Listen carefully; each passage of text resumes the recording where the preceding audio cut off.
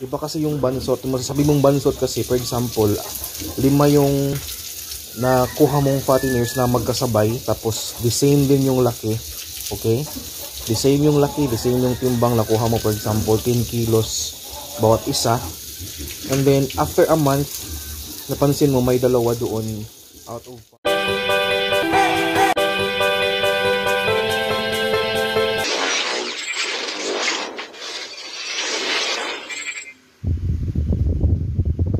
Hello, magandang hapon sa lahat and welcome back to my YouTube channel. May tanong kabagis, no?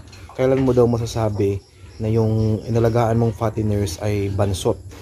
Kasi nga may mga fatteners tayo mga kabagis na okay naman yung pagbili natin ng biik, tapos pagdating ng 1 month, 2 months, hindi pala natin nakuha yung dapat na makuha nating timbang. So, yun yung ating topic mga kabagis, no? And then, huwag kalimutang i-subscribe yung ating YouTube channel mga kabagis kung napadaan lang kayo. And if you want to be notified, i-click mo rin yung notification bell dyan mga kabagis. At huwag kalimutang mag-like at mag-comment sa ating mga videos. And thank you so much. Para sa akin mga kabagis, importanteng malaman kung nakuha mo ba yung timbang na gusto mong kunin sa fatteners. Especially kung ang focus mo talaga ay pag-aalaga ng fatteners. Ang masasabi ko lang dyan, may mga pagkakataon talaga na mayroong bansot sa ating inalagaang baboy. Ito naman, hindi ko masasabing bansot itong maliit na brown, dahil maliit talaga yan siya nung pagdating niya. Iba kasi yung bansot, masasabi mong bansot kasi, for example, 5 yung nakuha mong fatteners na magkasabay, tapos the same din yung laki. Okay? The same yung laki, the same yung timbang nakuha mo, for example 10 kilos bawat isa. And then after a month, napansin mo may dalawa doon out of 5 na hindi ganun kalaki sa tatlo. Okay, dumating yung panahon na nag 2 months na sila, talagang maliit yung dalawa at yung tatlo lang yung lumaki. Yan yung masasabi nating bansot mga kabagis. Diyan mo masasabi na bansot talaga. Ano ba yung basihan natin? Ang sa akin, hindi naman to standard, no? Pero yung basihan ko, may mga cases din kasi akong nag-alaga ako ng mga fatteners mga kabagis na umabot na ng 2 months na pagpakain natin. Ang kilo lang nung ating mga naalaga ang fatteners that time was 45, no? Mayroon din umabot lang ng 50, ganyan, 52. So masasabi ko hindi yan bansot, pero kulang sa timbang mga kabag. Iba kasi talaga yung bansot, yung hindi talaga lumaki at saka payat, no? So kulang lang sa timbang. Ang expected kasi or estimate ko kasi kung 2 months na, kahit noon pa talaga is 60 kilos talaga. Minsan mag 59, 58 okay pa rin yun, basta 60. So kung 58, 59 yan, okay pa rin yan. Kung 2 months, ang pinaka-estimate ko talaga dyan is 60 kilos mga kabagi. So kung hindi umabot ng 60 kilos in 2 months time, masasabi mo talagang hindi mo na accomplish yung timbang na gusto mong i-accomplish mga kabagi sa mga fatteners mo. Okay? So again ha, hindi yan masasabing bansot kapag ganyan na pagkakuha mo is maliit talaga siya yung brown. But the moment na magsabi ka ng bansot, yan is yung sabay silang kuha, sabay silang pag-alaga, the same din yung laki, the same yung timbang, and then after 2 months mayroong isa dalawa doon na hindi ganun kalaki sa iba. So that's the time na masasabi mong bansot yung naalagaan mong baboy. At ang cause ng mga bansot mga kabagis is unang-una is yung magkasakit sila. Yung pinaka-cause dyan, magkasakit sila, and then yung basa ng dumi, hindi mo na kaagad na remedyohan agad, and then laglamay siya. So delikado yan. Yan yung pinaka-cause talaga sa bansot, kasi 2-3 araw lang na magbasa yung dumi ng biik pa, napakalaking kawalan na ng timbang sa mga biik yan, no?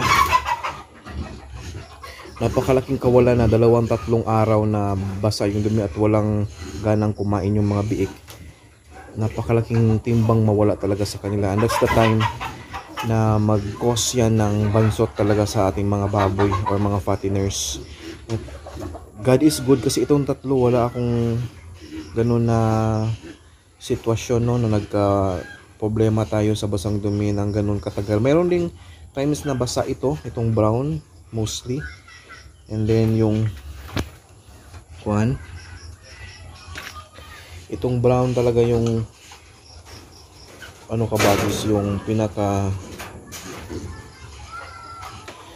problema before, pero dahil sa talbos ng kamote araw-araw hindi naman siya naglamay, no? Mayroong times na basa yung dumi talaga pero hindi naman siya ang iiwasan lang talaga natin is yung maglamay yung 2-3 araw na hindi pa rin na agapan and then nag-cause ng kabagis yung bang hindi na kumakain yung baboy mo.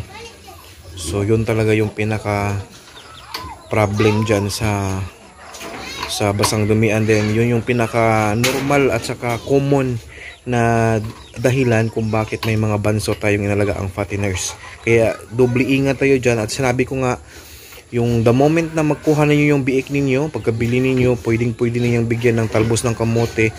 Ang gawin nyo lang para maubos ka agad nila yung pinakatalbos talaga, yung pinaka malambot na party ng talbos ng kamote.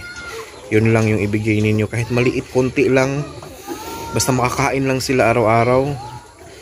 Yan, prevention na yan mga kabagi sa basang dumi, at napakaganda talaga. Hindi siya, wala ka talagang problema sa nabansot dahil 3 araw na basang dumi yung problema.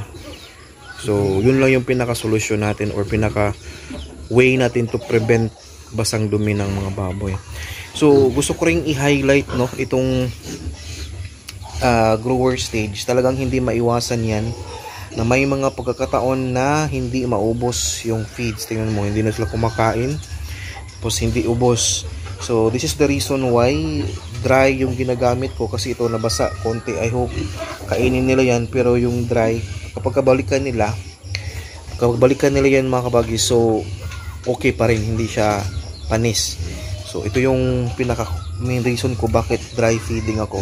Pero may tubig naman tayo 24/7 na available dyan na pwede nilang mainom. So I hope nasagot ko yung tanong, kailan mo masasabing bansot yung baboy mo. Again, once mag 2 months na, i-try ninyong kiluhin mga kabagis, kahit yung live weight, no?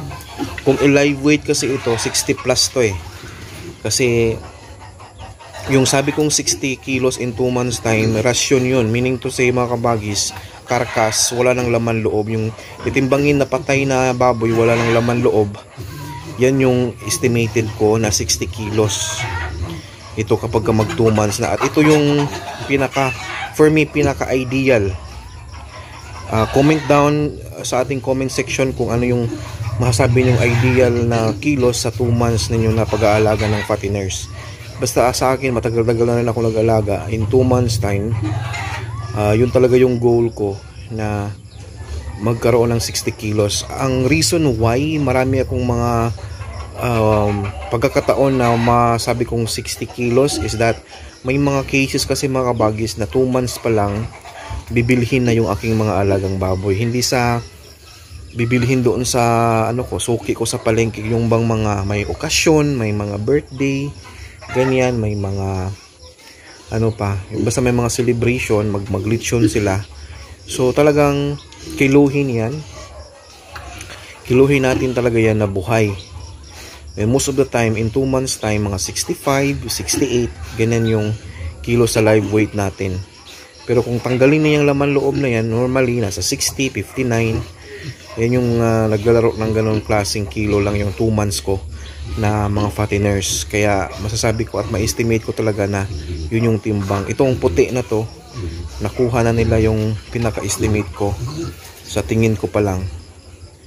So yun, yung sa mga nagtatanong regarding sa paano natin malalaman na ilang kilo na, ma-estimate ko kasi yan mga kabagi. So yun,